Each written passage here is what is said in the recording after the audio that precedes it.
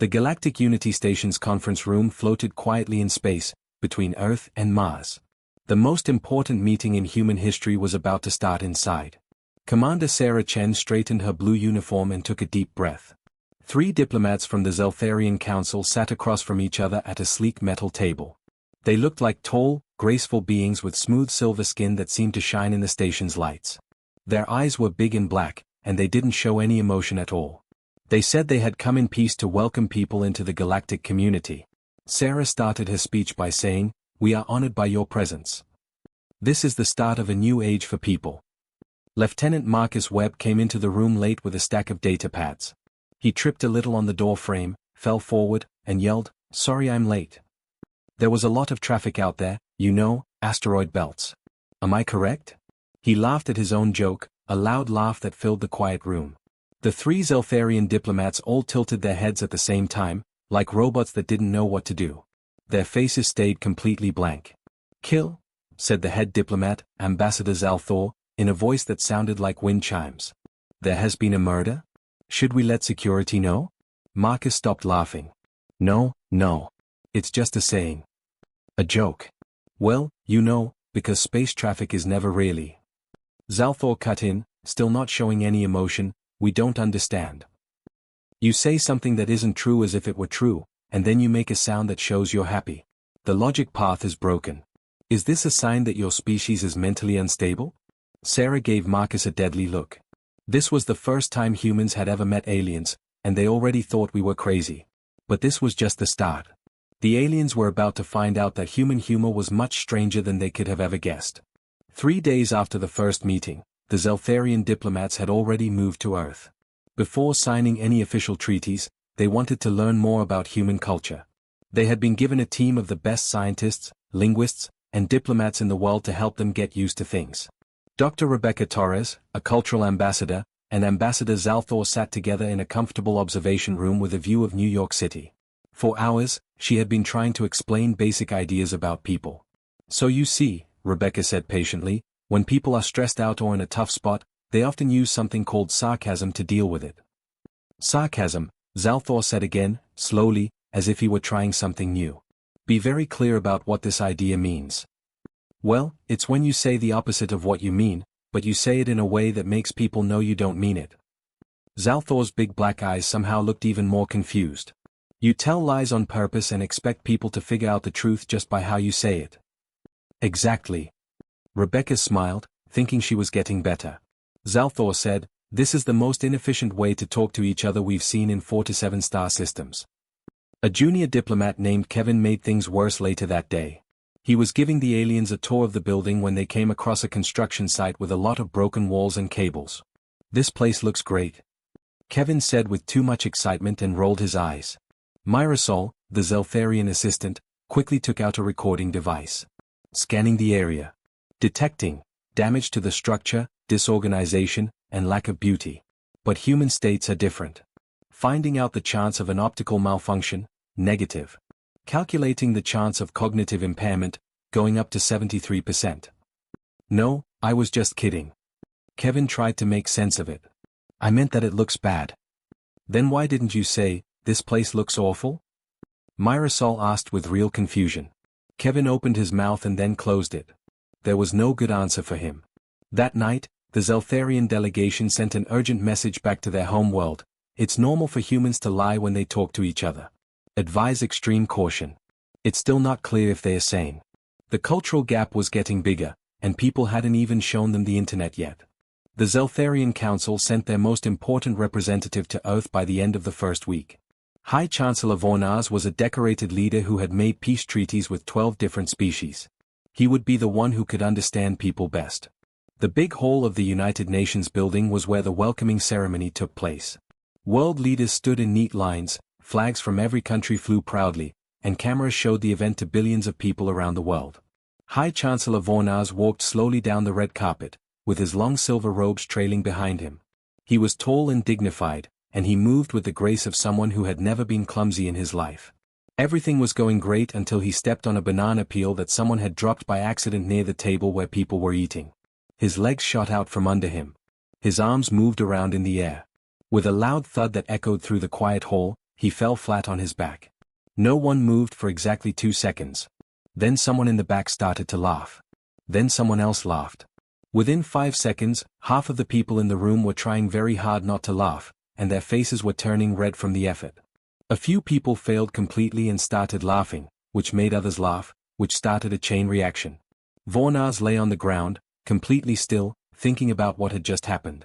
His 2 helpers ran over to help him up, and the look on their faces was the first sign of emotion any human had seen from a Zeltharian, pure terror. "Are you hurt?" one assistant asked quickly. "Why do they make that noise?" Vornaz asked, looking at the people who were laughing. "I may have hurt myself. This is not a good result. But they say, happiness?" Ambassador Zalthor quickly stepped forward. "High Chancellor, this is what we told you would happen. People find funny things that happen to their bodies. Slapstick comedy is what they call it. We have been looking into it, but the logic is still out of reach." Vornaz called an emergency meeting with his team later that night. "Let me get this straight," he said as he looked over the information on his holographic screen. "People have a whole type of humor based on other people being hurt, embarrassed, or having accidents." "That's right," Zalthor said. "They have records of this going back thousands of years. People who acted in ancient times called clowns would hurt themselves on purpose for fun. They paid people to watch them suffer?" "That's right." Vornaz was quiet for a long time. "Maybe we should think about this species' request to join the galactic community again." Things got really bad when Dr. Alan Price, a well-meaning tech consultant, thought the aliens needed to learn about modern human culture. He then showed them the internet. Alan opened a web browser on his laptop and said, "This is how people all over the world share culture and information. We have news, school, art, and memes," his assistant Jenny said with a sly smile. Mirasol leaned in closer to the screen and asked, "What is a meme?" Alan said, "Oh boy. This was going to be hard to explain." Jenny was already writing. She pulled up a picture of a cat with a serious look on its face sitting at a table. The caption said, "I should buy a boat." For a full minute, the 3 Zeltharians stared at the picture. "This is a cat from Earth that has been tamed," Zalthor finally said. "Cats can't buy boats. They don't have money, legal rights, or thumbs that can move. That's what makes it funny." Jenny yelled. "The logical impossibility makes people laugh." Mirasol asked slowly. "Yes. Why?" Jenny opened her mouth and then stopped. "I don't really know." Alan did his best to help. "Memes are like jokes that everyone on the planet knows. They change quickly, mixing pictures with words to make layers of meaning that." Vornaz, who had been quietly scrolling through more pictures, interrupted him.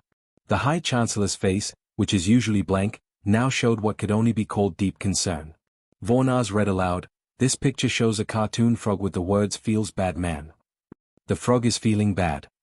Why is this shared so many times? Is this a signal of trouble on Earth? No, it's just that you use it when you're sad about something small." Alan tried to explain, like when you drop your sandwich. Your kind makes and shares pictures of sad amphibians to show small disappointments. Well, when you say it like that.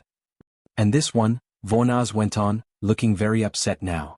Shows a dog in the middle of flames with the words, "This is fine."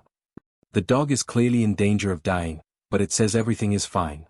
Is this a picture of your species' desire to die? Jenny laughed. No, that's for when things are going wrong and you want to stay positive. So you paint pictures of animals dying to show that you are hopeful. Vornaz looked like his mind was about to shut down. Things got worse after that. A lot worse. Alan's computer accidentally opened a video that had been popular that week. It showed a bunch of people failing at simple things, like falling off ladders, tripping while running, dropping cakes, and walking into glass doors. The title of the video was Fails of the Week, Laugh Till You See Our Why. 50 million people watched the video. Mirasol said, "Your species records its members going through pain and humiliation." Her voice shook a little. Then millions of other people watched these recordings over and over again, for fun. Jenny said with a smile, "It's called fail compilations. They're so funny." "Define hilarious," Zalthor said. "You know what? That's really, really funny." "We don't know. That's the issue." Vornaz got up all of a sudden. "I need to get in touch with the council right away. This species might not be stable enough to join the galaxy." The real breaking point came when representatives from both humans and Zeltharians had a formal dinner together. The event was meant to be a peace offering, a way to clear up the cultural misunderstandings that had built up over the past few weeks. Things were going pretty well until Dr. Sarah Chen tried to make everyone feel better by telling a personal story. So there I was, Sarah said with a smile, stuck in traffic on the way to my grandmother's funeral. I remember thinking, well, at least Grandma isn't in a hurry anymore. A few people at the table laughed heartily. It was the kind of soft, loving humor that helped people deal with their sadness. But the Zeltharians acted like Sarah had just confessed to killing someone.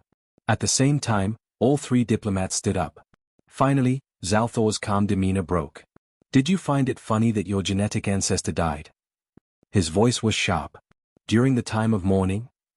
No, You made fun of death itself? Mirasol added, now really upset. Sarah suddenly remembered what she had done wrong. It's a kind of dark humor. We use humor to deal with grief and trauma. It helps us deal with. Vornaz cut in with, your species finds entertainment in suffering. Not just seeing it in other people, but also in your own pain. This is very upsetting. Dr. Rebecca Torres stepped in to help. Hi Chancellor, please understand. Life is hard for people. Compared to many other species, we don't live very long. We get sick, we lose loved ones, and we are always close to death. We use humor to get through it mentally. It's a way to deal with things. You make fun of death because you're afraid of it? Zalthor asked. We laugh at death because we won't let it win, Sarah said softly. When my grandma was dying, she made jokes about it. She looked at me and said, well, this is it. Let everyone know I said goodbye and that they can have my things. After that, she laughed. I'd never seen anything so brave. The room got quiet. She was going to be fired, with humor? Vornaz asked in a soft voice. She was brave about it, Sarah said. And for people, sometimes being brave and funny are the same thing. It looked like the Zeltharians were thinking in a new way for the first time. Not quite understanding, but maybe starting to see that human humor wasn't crazy, it was a way to stay alive. But they still weren't sure. Vornaz finally said, we need more data. We need to know why your kind has changed this way. We can't recommend Earth for membership in the galaxy until then. The dinner was over early. The difference between species seemed bigger than ever. The human cultural team came up with a daring plan to help the aliens understand. Take the Zeltharians to a live comedy show. Dr. Torres said, maybe they'll get it if they see real people laughing and having fun together. One Friday night, the three Zeltharian diplomats ended up in the back row of the Laugh Factory, a small comedy club in downtown Los Angeles. 200 people were sitting around them, talking and drinking while they waited for the show to start. The lights went out. Marcus Rivers, a comedian, walked on stage with a big smile. He yelled, how is everyone doing tonight? The people in the crowd cheered. Yesterday I went to the doctor, Marcus said as he walked around the stage. And the doctor says, I've got bad news and worse news. I say, tell me the bad news first. He says, you have 24 hours to live. I say, what could be worse than that? And he says, I forgot to call you yesterday. People in the crowd laughed out loud. People were hitting their knees and wiping their eyes. The Zeltharians sat still, with blank faces. He has been told that he is going to die soon, Zalthor whispered to his co-workers. But the audience is happy. I'm recording this for a psychological study. Marcus went on. My wife and I have been married for 10 years. She asked me the other day, honey, do you think I'm too controlling? I said, no, whatever you say. The room was full of more laughter. He is making fun of how dominated he is in a pair-bonding relationship, Mirasol wrote down. This looks like humor that makes fun of oneself. Why would he tell everyone about his weakness? Maybe it's a warning to other people? Vornaz suggested. Or maybe, Mirasol said slowly, he is turning something painful into something bearable by sharing it with his community. Vornaz gave her a sharp look. That was the first time a Zeltharian had even come close to getting it. The show went on. Marcus talked about his childhood, his parents, his failures, and the times he was embarrassed. Every story made pain or awkwardness funny.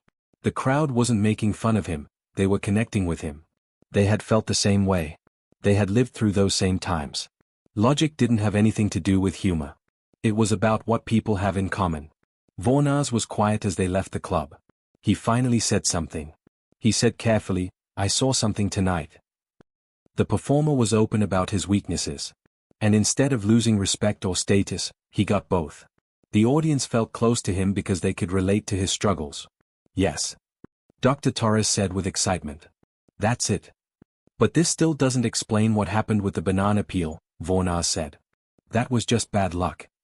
Well. Torres stopped for a second. Sometimes we just laugh at dumb things. Not everything means a lot. Vornaz made a noise that could have been a sigh. Your kind is tiring. But he was happy. A little bit. Lieutenant Marcus Webb made a terrible choice just when it seemed like the Zeltharians were starting to get human humor. He made up his mind to play a trick. It all began in a harmless way. Marcus saw that Ambassador Zalthor always sat in the same chair in the conference room, drank water from the same glass, and did things in the same way every time. Marcus thought it would be funny to change things up. He moved the chair, then. A few inches to the left will do. Zalthor walked into the room the next morning and sat down in his usual spot. But the chair wasn't exactly where his body thought it would be. He sat down halfway and then fell, catching himself in a strange way. Marcus, who was watching from the door, laughed. Got you. It's a joke. Fun that doesn't hurt anyone. Zalthor slowly stood up straight, his face unreadable. You changed my surroundings on purpose to confuse me and maybe hurt me, just for fun? It's only a joke. Nobody got hurt. Within an hour, an urgent meeting was called. There were 3 Zeltharian diplomats on one side of the table. High Chancellor Vornaz joined them by holographic projection from the ship. Vornaz said in a cold voice, let me understand this new development. People do something called pranks, which means tricking other people and putting them in situations of minor danger or embarrassment just for fun. Dr. Torres said, it sounds bad when you put it that way. But friends usually play pranks on each other. In fact, it's a sign of love. We play tricks on people we like. You hurt the people you care about. Mirasol asked, really confused. It's not attacking. It's fun. Marcus did his best to help. Sorry if I offended you, Ambassador. In human culture, that kind of small prank is just good-natured teasing. We do it to get closer to each other. You get close by lying and making up problems. Zalthor asked. Well, yes. Vornaz leaned in his hologram. We have looked at thousands of hours of footage of people having fun. We found something called hidden camera shows where people are secretly filmed while they are scared, confused, or embarrassed on purpose. This is watched by millions of people. Some shows have been on the air for decades. Dr. Torres whispered, oh no. You found shows that play pranks. We found a whole type of entertainment based on complicated lies, Vornaz went on. One show made people think their loved ones were dead. Another made people believe they were on a spaceship. These aren't just jokes, they're complicated psychological operations. For fun. Marcus said no. At the end, everything is shown. Everyone thinks it's funny. Do they? Vornaz played a clip from a prank show. A guy had just found out that his car was full of ping-pong balls. At first, his face showed shock, confusion, and anger. Then, slowly, he started to laugh. Watch how emotions change, Vornaz said. Surprise. Anger. Betrayal. Then, being forced to accept something and being made to laugh. This is not real happiness. This is social pressure to act in a way that is expected of you. Dr. Torres had to agree that, when you looked at it that way, pranks did seem kind of mean. But we don't mean to hurt you, she tried to say. The best pranks are smart and creative. These are like little puzzles that we play with each other. Things that make you feel bad, Zalthor said. Temporary trouble. Then came the laughter. The Zeltharians stared at each other. Mirasol finally spoke. Maybe this is just another way to deal with things? People do small betrayals and face small dangers in controlled settings to get ready for bigger ones? Everyone looked at her. That's actually pretty smart, Dr. Torres said slowly.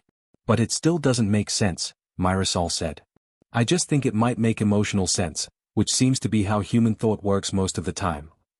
We use our feelings to think. Marcus said no. Yes, all 3 Zeltharians said at the same time. We've seen. Things got really bad in the 3rd week when someone made a meme about the aliens. It all began on social media. A picture of Ambassador Zalthor looking confused at a press conference was taken and the words, when you're trying to understand human logic, were added. It spread like wildfire. There were 10,000 different versions in just 6 hours. Zalthor looks confused, me trying to find the meaning in modern ART. Zalthor raised his hands and said, humans explaining why they are sad but also happy. Zalthor looked blankly at the screen and said, waiting for humans to make sense. The internet's favorite meme by the end of the day was Ambassador Zalthor. People all over the world were using his picture to show how confused, lost, and chaotic life is these days. The Zeltharian group was shocked.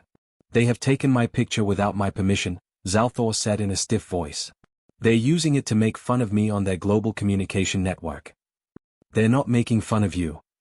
Dr. Torres tried to explain by showing examples on her tablet. Look, they care about you.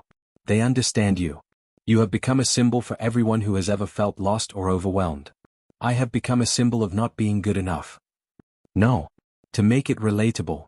She showed him another meme, a picture of Zalthor looking confused with the words, when someone explained CRYPTOCINCY.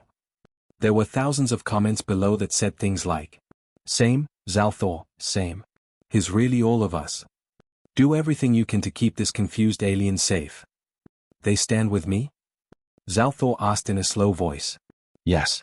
They see you in them. For the first time, something clicked.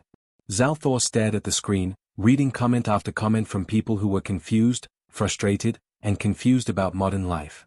They weren't making fun of him, they were laughing with him. Is this bonding through shared confusion? He asked. That's right. But I didn't agree to be a part of this communication ritual. Yeah, that's sort of how memes work. They just happen. It can be messy, strange, and even rude, but it's also how people work together to understand the world. Vornaz, who had been quiet until now, finally spoke. So people make these memes to quickly share their feelings and thoughts about society with everyone at once. Yes. Using humor as the way to deliver? Yes. Even when the joke is about how uncomfortable or confused someone else is? Yes. For a long time, Vornaz was quiet. Then he did something that surprised everyone. He laughed. It sounded strange, like wind chimes and stones clicking together. But it was definitely funny. I start to get it, he said, still laughing that weird laugh. You are all mixed up. Your whole species is always confused. So you make jokes to deal with the basic chaos of life. Dr. Torres blinked. That's actually pretty accurate. Vornaz said, we thought you were crazy. But maybe you're just being honest. Most species act like they know how the universe works. People openly say you don't, and you both laugh about it. So, the memes don't bother you? Zalthor asked. Oh, I am very offended, Vornaz said. But I'm also starting to see how useful they are. He stopped for a moment. Even though I still don't get why someone put Ambassador Zalthor's face on a potato with the words me on Mondays, I do. Dr. Torres said, we may never fully explain that one. 3 months after the first contact, the Galactic Council voted on whether or not to let humans join the interstellar community as official members. The Zeltharian group shared what they had learned. High Chancellor Vornaz told the 4 to 7 alien species representatives who had come to see him, after a lot of study, we have come to the conclusion that humans are strange, often illogical, and sometimes disturbing in the way they act. There was no noise in the council chamber. However, Vornaz went on, we have also come to the conclusion that their humor, while hard to understand for most species, serves important social and psychological purposes. People use humor to deal with trauma, connect with others, deal with death, question authority, and deal with the basic uncertainty of life. He pulled up memes, comedy shows, pranks, satire, dark humor, and puns on the big holographic screen. Vornaz said, they laugh at death. They laugh at pain. They laugh at how bad they are. And somehow, this makes them stronger, not weaker. Their sense of humor isn't a weakness, it's a way for them to stay alive during hundreds of years of war, plague, disaster, and existential dread. Zalthor, the ambassador, stepped forward. We also found something we didn't expect. After 3 months of being around human humor, some of our delegates have started to get it. Not completely. But only in part. He made a motion, and a video started playing. It showed Mirasol watching a video of a cat that tried to jump onto a counter but missed and fell into a sink full of water. Mirasol's mouth moved in the video. Just a little bit. It could have been a smile. Zalthor said, we think that human humor might be contagious. In small amounts. In the right context. And a lot of mental prep. The council members whispered to each other. The council leader finally spoke. What's your suggestion? Vornaz took a big breath. We suggest that humanity be allowed to join the galactic community, but only if they set up human humor translation centers at major galactic hubs. Not because we'll ever fully get their jokes, but because trying to understand them has taught us a lot about being strong, being honest, and having the guts to laugh in the face of darkness. The vote took place. There was only a small amount of acceptance of humanity. While the human group was celebrating, Ambassador Zalthor went up to Dr. Torres. He said softly, "I have a question." "Of course. Why did the chicken go across the road?" Torres smiled. "To get to the other side." Zalthor moved his head to the side. "That's not funny. The answer is only useful. There is no surprise or change in what was expected." "Exactly," Torres said with a laugh. "That's why it's a classic anti-joke. You think the answer will be clever, but it's just obvious. The funny part is the letdown." Zalthor looked at her for 10 seconds straight. "You find humor in not being funny?" "Sometimes." Zalthor said, "Your kind is tiring." But this time, there was a hint of warmth in his voice. 5 years later, the galactic community opened its first human humor translation center on Station Proxima. Zeltharian linguists who had spent their whole lives studying human comedy worked there. They were able to explain jokes 23% of the time. But they kept going. Because people had taught them that sometimes the effort was more important than the understanding. You sometimes laugh because something didn't make sense, not because it did. There were times when the only honest answer to a universe that didn't make sense was to laugh.